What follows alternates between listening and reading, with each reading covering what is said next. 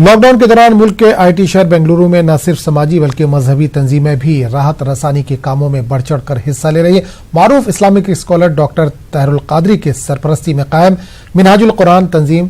غریب اور ضرورت مند خاندانوں تک اشیاء ضروریہ پہنچا رہی ہے۔ تنظیم کے ذمہ دار بنگلورو کے سلم اور پسماندہ علاقوں تک پہنچ کر امداد تقسیم کر رہے ہیں۔ منہاج القرآن ساؤتھ زون کے صدر ایوب انصاری نے کہا کہ موجودہ حالات سے سماج کا ہر طبقہ پریشان ہے، لیکن ان حالات میں غریب، محتاج، بے سہارا اور یتیموں کا خیال رکھنا ہر صاحب مال و دولت کی ذمہ داری ہے۔ مذہب اسلام کی تعلیمات اسی بات کا درس دیتی ہیں۔ منہاج القرآن انٹرنیشنل کے ذمہ دار اس وقت نہ صرف بنگلورو بلکہ دیگر شہروں میں بھی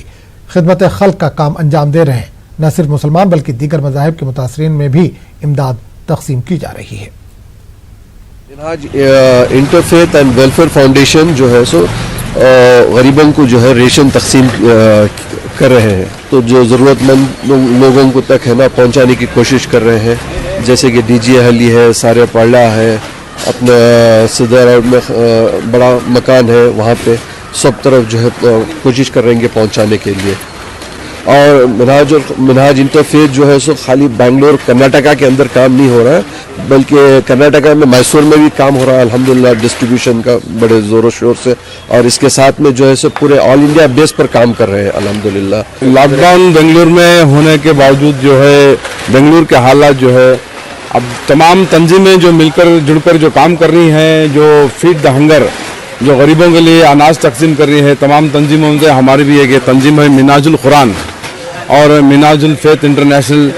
اس تنظیم سے بھی کام لیا جا رہا ہے۔ اللہ ہم سے کام لے رہا ہے، اللہ رب العزت ایسے ہی کام لینے کی توفیق ہدایت دے، تاکہ ہم ہر ایک کو، تاکہ مسلم غیر مسلم کو نہیں، سب کو ہم اناج دے سکیں، اور اس کام میں ہم خیر خواہ لے کر تمام لوگوں کی دعائیں حاصل کریں۔